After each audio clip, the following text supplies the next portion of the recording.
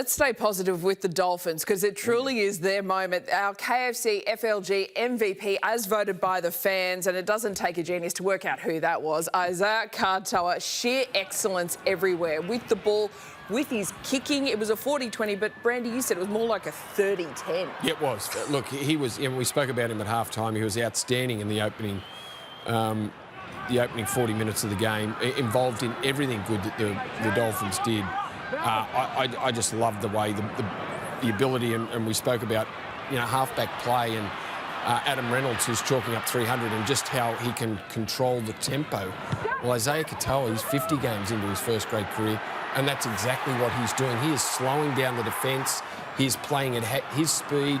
He squares the defenders up, and that has become such a crucial tool in a halfback's game to be able to make those A, B and C defenders stop and watch what's happening. And they can't do anything because Katoa just has them mesmerised. He is such a good player for such a young player. I think about the boys that are working in and around him and the reward they're getting off the back of his style of play at the moment. And you write a list of what is Isaiya Katoa doing so well, right? He's direct, he's running the footy, and he's playing at various speeds. And every element of what we just saw on the cameras and the footage, it looked completely, everything was different. There wasn't one repetitive movement. He's got such, I guess, a variety in his toolkit that he goes to every weekend he's playing, but none of it is like low percentage stuff, which is, for a 21-year-old, 50 games into his career, is the bit that I'm sitting here scratching my head at, because you've got a running game, but you've also got a game manager who's prepared to put the ball in the right spots to give his team the best opportunity to get after the contest. So the way he's balancing his game and executing, it's okay having the right thought process, but he's executing. He's not overplaying. So 80-minute masterclass, really, and he was at the very centre of it all. I think what's impressed me most about his growth this year is when you burst onto the scene as a young half, you're a relative unknown. And with the level of performance that Isaiya Katoa is producing week in, week out, what that does, it commands respect from all the other 16 clubs. So when the Dragons sat down and did their homework and the playing staff presented to the group around some of the key indicator players and the people to shut down in this team, it would have been Isaiya Katoa. So, similar to a Shaun Johnson, if we're playing against Shaun Johnson, OK, here's his threat. Here's some things that we certainly don't do. Let's not present opportunities to somebody like Shaun. And it would be the same pictures that the Dragons players and every other team will be presented with before they play in the preview. But what does that do to a player? It puts more pressure on you, you get more attention, and you can, get lost almost or be overcome by that pressure, being a key targeted player by the opposition that can put you into your shell. It's a new style of defence that you come up against. You are grabbing the attention of the opposition. But he seems to thrive with that attention. He seems to say to the opposition, bring it on. Because like you said, Shaun, there's so much variety in his style of play. So if you attack him from the inside out, he's got an answer for that. Every method that you try to shut him down, he's got the next move. Because often we can make the observation, they've worked him out.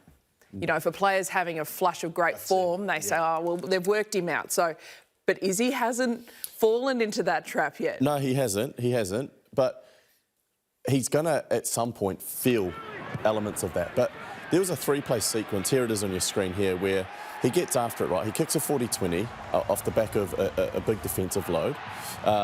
They go down, they attack Damien Cook, right? He was the, I guess, the piece that was out of place, so they needed to find out his defensive movements, right? First one, he gets up in their face, shuts it down. Isaiya Katoa takes notes. He takes notes. It's a mental ID, OK, that's what that edge was doing just then, all right? What does he do? He goes straight back at it.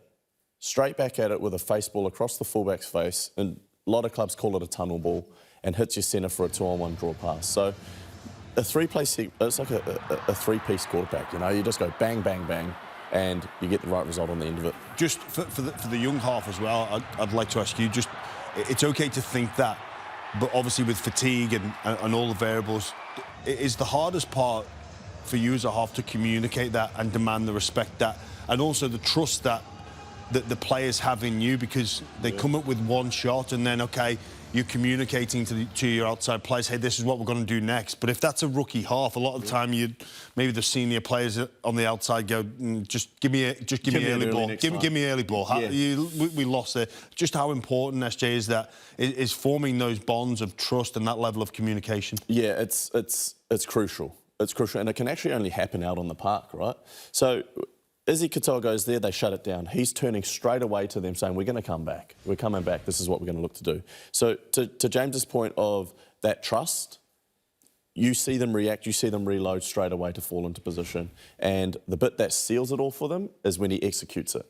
You know, so all of a sudden, wait, this kid's just told us that we're going to come back with this play. And who knows, it might have been Hammer outside him helping him out. It might have been the boys around him too helping him out, right? But the fact that they can have a look, go away, come back, make the adjustment, throw the ball, and then score a try off the back of it, from this point forward, what?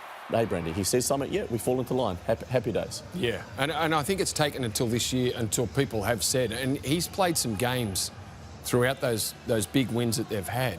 Like some of the games that he played, they come back, you know, when they came back from down against Melbourne, like he was instrumental in winning them the game. Like he had his fingerprints all over that win. He was great against the Panthers when they beat them. Yeah, he created the space for the edge players to really hurt Penrith, and they burnt them on both sides that night. And I think it's, you know, when you talk about a young player and earning the trust and getting the respect of his teammates, it takes till this year, and everyone's sat back and went, wow, this is his team now. Yeah. This is his team. The scary part of that is actually watching him defend too.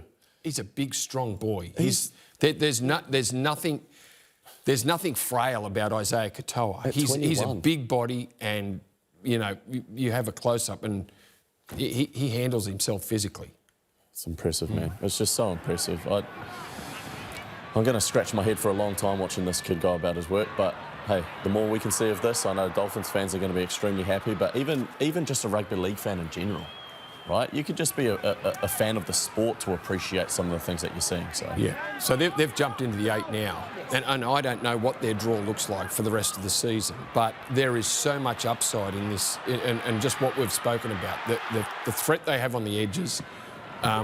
You know, if their middles can just stay on the field, and they've been knocked around a bit, the injury-wise. They've had a tough run through different periods already through the half of the season, but yeah, they are a dangerous side. They've got led by the players that we've just spoken about. The challenge probably is that they're in the mixer with a number of teams that, you know, can play week to week or play in patches. The scary thing about the Dolphins is their ability to score quick points. Like that Melbourne Storm at 14-0 at Suncorp with Melbourne's fantastic record up there. There's not many teams that can even think to mount a comeback. Yeah. No, the Dolphins are doing it, and when they do it well, they really do step into a class all of their own, and a lot of that comes down to Katoa. But all of their outside backs were up over 100 metres tonight. They were very, very busy. Our VB hardest working player, though, Herbie Farnworth, 2 tries, 145 metres, 6 tackle busts. He just wanted to get a piece of it. He's one of the most annoying players to play. Yes. He continues to make you show up. You think, oh, yeah, Herbie's going to just sort of somewhat surrender in this tackle. I don't even know if that's in his vocabulary. He does not give an inch, and he's very unorthodox in his movements, kind of gangly, but, like, strong in contact. And whether it's a clean line break or even just a quick play of the ball, they're just positive things are happening around him. He's been in here a couple of times. I was stunned by how big he was. Oh, yeah. Like, tall. Yeah. Like, he must be nearly 6'4". Yeah. And you're right, he's got an ungainly way of moving, and you look at players that don't run with that smooth athletic, like, you know, Herbie's all over the place. Arms and legs and hips and shoulders and elbows.